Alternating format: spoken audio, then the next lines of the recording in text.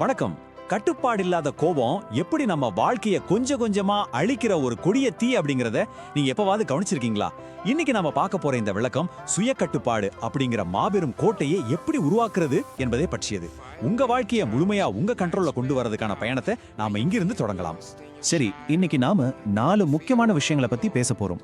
கோபத்தை வெல்லும் கலை, ஆசை மற்றும் வார்த்தைகளின் சக்தி, நேரமும் சிந்தனையும், அப்புறம் வெற்றியின் ரகசியமான சுய கட்டுப்பாடு. வாங்க நேரா உள்ள போகலாம். இதுல முதல் விஷயம் கோபத்தை வெல்லும் கலை. கோபம் அப்படிங்கிறது மனிதனுக்கு ரொம்பவே இயல்பான ஒரு உணர்ச்சி தான். ஆனா கட்டுப்பாடில்லாத கோபம் ஒரு நெருப்பு மாதிரி. இது மத்தவங்களை எரிக்கிறதுக்கு முன்னாடி நமக்குள்ளே இருந்தே நம்மளையே எரிக்க தொடங்குற ஒரு அபாயகரமான நெருப்பு. இப்போ நீங்க கவனிக்க வேண்டிய ஒரு முக்கியமான விஷயம் இருக்கு. நீங்க கட்டுப்படுத்த தவறுகிற வெறும் ஒரு நிமிஷ கோபம் பல வருஷங்களா நீங்க கவனமா சேர்த்து வச்ச மிகச்சிறந்த உறவுகளை ஒரே நொடியில உடைச்சிடலாம். ஒருத்தர் உங்களை அவமதிக்கும் போது உடனே எமோஷனல் ஆகாம அமைதியா இருக்கிறது ஒருபோதும் பலவீனம் கிடையாது. அதுதான் உங்களோட மிகப்பெரிய பலத்தோட அடையாளம். அப்போ கோபம் வந்தா என்ன பண்றது? இதோ இந்த 4 சிம்பிளான விஷயங்களை ஃபாலோ பண்ணுங்க. உடனே ரியாக்ட் பண்ணாதீங்க. சில நிமிஷங்கள் அமைதியா இருங்க, ஆழமா மூச்சு விடுங்க, அப்புறம் அந்த சூழ்நிலையில இருந்து கொஞ்ச நேரம் விலகிருங்க. தினமும் இந்த ஒரு சின்ன பழக்கத்தை நீங்க கடைபிடிச்சாலே போதும், உங்க வாழ்க்கையும் உறவுகளும் முற்றிலுமா மாறிடுறது நீங்களே பாப்பீங்க. இப்போ நாம 2வது பகுதிக்கு வரலாம். ஆசை மற்றும் வார்த்தைகளின் சக்தி. தேவைக்கும் ஆசைக்கும் உள்ள மிகப்பெரிய வித்தியாசத்தை நாம கண்டிப்பா புரிஞ்சுக்கணும். அடிப்படை தேவைகள் நம்ம வாழ்க்கைய முன்னேற்ற பாதையில கொண்டு போகும். ஆனா இன்னைக்கு இருக்கிற உலகம் முழுக்க முழுக்க ஒப்பீட்டு உலகமா மாறிடுச்சு. மத்தவங்களை பார்த்து வர்ற கட்டுப்பாடில்லாத ஆசைகள் நம்ம மன நிம்மதியை அழிச்சு மன அழுத்தத்தை மட்டுமே பல மடங்கு அதிகரிக்கும். அதனால உங்களை நீங்களே கேட்டுக்க வேண்டிய ரொம்ப முக்கியமான கேள்வி இதுதான். இது எனக்கு உண்மையிலேயே தேவையா அல்லது வெறும் ஆசையா? எந்த ஒரு செயல்ல இறங்குறதுக்கு முன்னாடியும் அல்லது தேவையற்ற ஒரு பொருளை வாங்குறதுக்கு முன்னாடியும் இந்த கேள்வியை கேட்டு பாருங்க. உங்க வாழ்க்கை நம்ப முடியாத அளவுக்கு எளிமையாயிடும். ஆசைகளை மாதிரியே நம்ம வார்த்தைகளுக்கும் பெரிய சக்தி இருக்கு. ஒரு வார்த்தையால ஒருத்தரை உயர்த்தவும் முடியும், அதே நேரத்துல சுக்கு நூறா உடைக்கவும் முடியும். அதனால பேசுறதுக்கு முன்னாடி இந்த 3 விஷயங்களை வடிகட்டியா பயன்படுத்துங்க. இது உண்மையா? இது அவசியமா? இதை மென்மையா சொல்ல முடியுமா?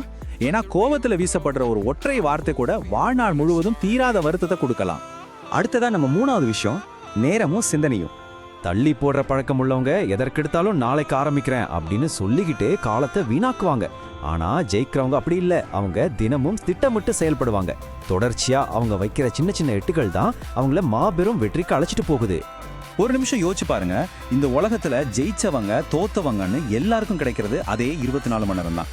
பணத்தை இழந்தா கூட திரும்ப சம்பாதிச்சிடலாம். ஆனா நேரத்தை இழந்தா அது திரும்ப பெறவே முடியாது. அதனால தினமும் 1 மணி நேரம் உங்க திறமையை வளர்க்க முதலீடு பண்ணுங்க.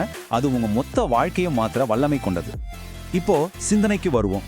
என்னால் முடியாது அப்படிங்கிற நெகட்டிவ் எண்ணங்கள் நம்ம வளர்ச்சியை அப்படியே முடக்கி நம்மளை பலவீனப்படுத்திடும். ஆனா முயற்சி செய்கிறேன் அப்படிங்கிற பாசிட்டிவ் எண்ணங்கள் நமக்கு ஒரு புது எனர்ஜியை கொடுத்து முன்னாடி கொண்டு போகும். நாம என்ன சிந்திக்கிறோமோ அதுவாகவே நம்ம வாழ்க்கை மாறுது அப்படிங்கிறத ஒருபோதும் மறந்துடாதீங்க. நீங்க தினமும் யாரு கூட உங்க நேரத்தை செலவிடுறீங்களோ அவங்கள மாதிரியே நீங்களும் மாறிடுவீங்க. சோம்பேறிகள் கூடவும் நெகட்டிவ் எண்ணம் கொண்டவங்க கூட இருந்தா அது உங்களையும் கீழே தள்ளிடும். ஆனா உழைக்கிறவங்க கனவுகளோட வாழ்றவங்க கூட சேர்ந்தா நீங்களும் மேல வருவீங்க. சில நேரங்கள்ல உங்க சுய வளர்ச்சிக்காக தனிமையை தேர்ந்தெடுக்கிறது கூட தப்பில்லை. அது மிகச்சிறந்தது தான். இப்ப நாம இந்த விளக்கத்தோட 2 முக்கியமான பகுதிக்கு வந்திருக்கோம். வெற்றியின் ரகசியமான சுய கட்டுப்பாடு. சுய கட்டுப்பாடுனா உண்மையான அர்த்தம் என்ன தெரியுமா? உங்க மனசுக்கு சுத்தமா ஒரு விஷயத்த செய்ய விருப்பம் இல்லைன்னா கூட செய்ய வேண்டிய கட்டாயமான விஷயங்களை செய்யறது, சோம்பேறித்தனத்தை முழுமையா வெல்றது, அப்புறம் உங்க இலக்குகள்ல எப்பவுமே உறுதியா நிக்கிறது. இதுதான் உண்மையான சுய கட்டுப்பாடு. நிறைய பேர் மோட்டிவேஷன் அப்படிங்கிற தற்காலிக உந்துதலை மட்டுமே நம்புறாங்க. ஆனா அது கொஞ்ச நாள் மட்டுமே நீடிக்கும். உங்க வாழ்க்கைய நிரந்தரமா ஆணிவேர்ல இருந்து மாத்துறது டிசிப்ளின் அப்படிங்கிற ஒழுக்கம் மட்டும்தான். இதுதான் உந்துதலுக்கும் ஒழுக்கத்துக்குமான ரொம்ப முக்கியமான வித்தியாசம். ஒரு ஒழுக்கமான மனிதனோட அன்றாட பழக்கங்கள் எப்படி இருக்கும்? தினமும் சரியான நேரத்துல கண் விழிப்பாங்க, தான் உடல் மற்றும் மனசை முழுமையான கட்டுப்பாட்டுல வச்சிருப்பாங்க. அப்புறம் செய்யற காரியங்கள்ல ஒரு கன்சிஸ்டன்சி, அதாவது தினசரி நிலைத்தன்மையை பின்பற்றுவாங்க. ஒருத்தன் தன் சொந்த மனசை முதல்ல வென்றுட்டா இந்த உலகத்தை வெல்றதுல இருந்து அவனை யாராலும் தடுக்கவே முடியாது. இறுதியா இந்த ஆழமான சிந்தனையோட நாம நிறைவு செய்யலாம். வெற்றி என்பது வெளியில கிடைக்கிறதல்ல, அது நமக்குள்ளே இருந்து உருவாகிறது.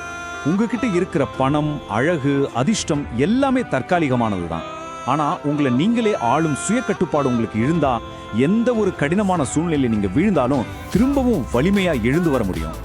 சுய கட்டுப்பாடு மற்றும் கோபத்தை எப்படி கட்டுப்படுத்துறது அப்படிங்கிற இந்த விளக்கம் உங்களுக்கு ஒரு புதிய உத்வேகத்தை கொடுத்துருக்கோம்னு நம்புறேன். இந்த விஷயங்களை உங்க வாழ்க்கையில எப்படி பயன்படுத்த போறீங்க? மறக்காம கமெண்ட் பாக்ஸ்ல உங்க அபிப்பிராயத்தை சொல்லுங்க. இது போல மேலும் பல வாழ்க்கை மாற்றம் பகுப்பாய்வுகளை தொடர்ந்து பார்க்க மறக்காம லைக் பண்ணுங்க, ஷேர் பண்ணுங்க, சப்ஸ்கிரைப் பண்ணுங்க. மீண்டும் சந்திப்போம்.